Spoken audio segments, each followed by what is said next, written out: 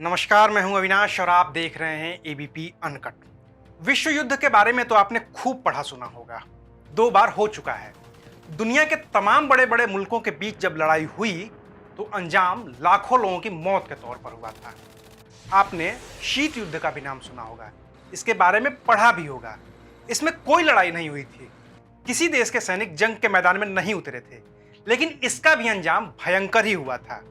America और Soviet संघ रूस के बीच इस रणनीतिक युद्ध के दौरान एक बार तो लगा कि सच में जंग हो जाएगी, लेकिन वो टल गई। फिर भी इसे खत्म तो होना ही था, और जब 1991 में ये खत्म हुआ तो सोवियत संघ रूस जैसी महाशक्ति 15 अलग अलग हिस्सों में टूट गई थी। उसके बाद से ही रूस उस झटके से उबरने की कोशिश कर रहा है।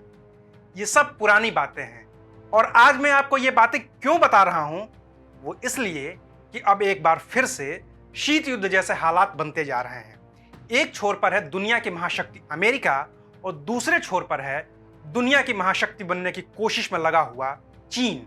नमस्कार, मैं हूं अविनाश और आप देख रहे हैं एबीपी अनकट।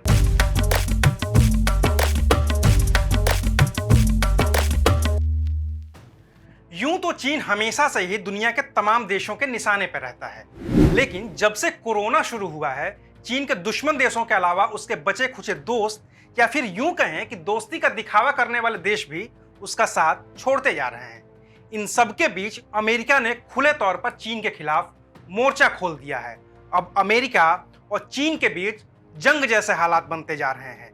अमेरिकी राष्ट्रपति ट्रंप लगातार चीन के खिलाफ बयानबाजी कर रहे हैं, और ये बयानबाजी और तेज तब हुई है जब चीन और भारत के बीच लद्दाख सीमा पर दोनों देशों के सैनिक भिड़ गए और भारत के 20 जवान शहीद हो गए।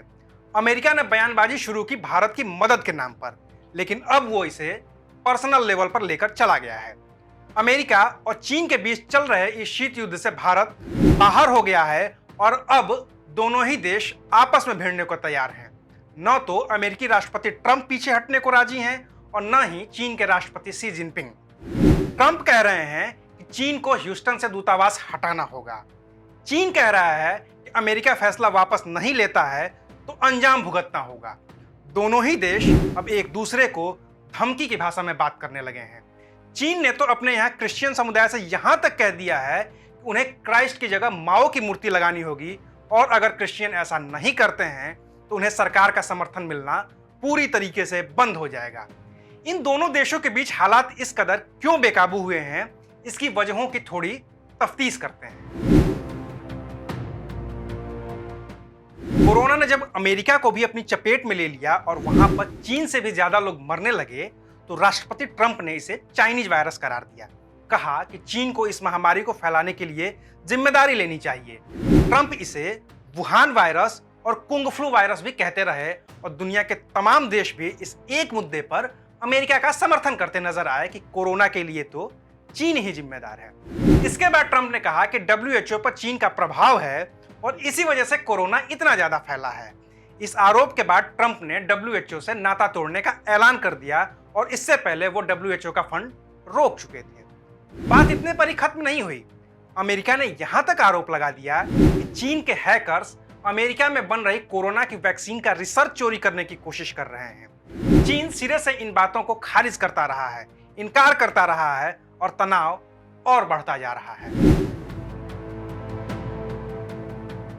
साल 2016 में जब डोनाल्ड ट्रंप अमेरिका के राष्ट्रपति बने, तब से ही चीन के साथ व्यापारिक रिश्ते खराब होने शुरू हो गए थे। ट्रंप ने देखा कि चीन अमेरिका को सामान बेचता ज्यादा है और खरीदता कम है। इससे अमेरिका को चीन के साथ व्यापार घाटा हो रहा है। ट्रंप ने इसको बैलेंस करने की कवायद शुरू की। इसके लिए ट्रंप ने चीन से अमेरिका आ रहे सामान पर टैरिफ बढ़ा दिया। चीन ने भी इसका जवाब दिया, और उसने भी टैरिफ बढ़ा दिया। उसने अमेरिका से चीन आ रहे जितने भी सामान थे उन पे कई गुना ज्यादा टैक्स लगा दिया। 2 साल से ज्यादा वक्त तक दोनों देश ट्रेड वॉर करते रहे। अभी इसी साल जनवरी 2020 में समझौते की कोशिश हुई, लेकिन दोनों में से कोई भी देश टैरिफ घटाने पर फिलहाल राजी नहीं हो पाए हैं। दक्षिण चीन सागर दुनिया के तमाम देशों के लिए व्यापार के सबसे बड़े रास्तों में से एक है। एक रिपोर्ट के मुताबिक इस रास्ते से हर साल करीब $5 ट्रिलियन का कारोबार होता है। ये पैसा कितना होता है, इसे ऐसे समझ सकते हैं कि भारत की कुल अर्थव्यवस्था फिलहाल $3 ट्रिलियन से भी कम की है। इस लिहाज से दक्षिण चीन सागर दुनिया के तमाम देशों के लिए जरूरी है। चीन हमेशा से इस दक्षिण चीन सागर में अपना वर्चस्व बढ़ाने की कोशिश करता रहा है, लेकिन अब अमेरिका ने साफ तौर पर चीन के दावों को खारिज कर दिया है। अमेरिकी विदेश मंत्री हैं माइक पोम्पियो।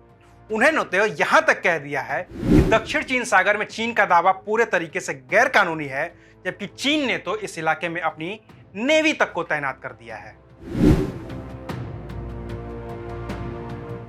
दुनिया की सबसे बड़ी टेलीकॉम कंपनियों में से एक कंपनी है हुआवे, जो चीन की कंपनी है।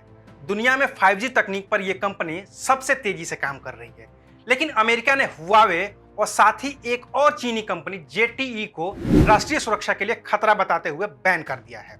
अमेरिकी कंपनियों को चीन से $8.3 अरब के इक्विपमेंट खरीदने थे, लेकिन ट्रंप सरकार ने यह पूरा फंड रोक दिया। यह भी साफ है कि इन दोनों कंपनियों को अमेरिका से पूरी तरह से हटना ही होगा, और ये तनाव की एक और बड़ी वजह है।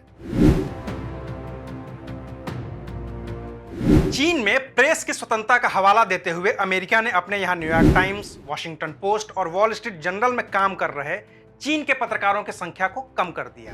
साथ ही अमेरिका में पढ़ाई कर रहे हजारों चीनी छात्रों का वीजा भी रद्द कर दिया। उइगर मुस्लिमों पर चीन की नीतियों के खिलाफ भी अमेरिका ने चीन के अधिकारियों पर कई तरीके के प्रतिबंध लाद दिए हैं और लगातार इस बात की बयानबाजी कर रहा है।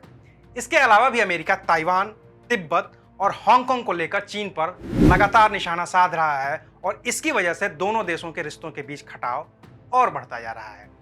इन तमाम वजहों से अमेरिका अब चीन के खिलाफ सीधे तौर पर खड़ा दिख रहा है। अमेरिका ने साफ तौर पर बीजिंग से कहा है कि वो ह्यूस्टन से अपना दूतावास हटा ले। अमेरिका का यह भी कहना है कि जब से उसने दूतावास हटाने को कहा है, ह्यूस्टन के उस दूतावास में लगातार कागजात जलाए जा रहे हैं।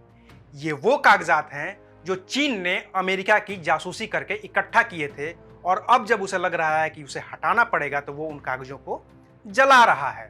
वहीं चीन ने कहा है कि अगर अमेरिका ने अपना फैसला वापस नहीं लिया तो अंजाम भुगतने होंगे, लेकिन ट्रंप की नीतियों को देखकर तो ये बिल्कुल भी नहीं लगता कि वो अपने फैसले वापस लेंगे।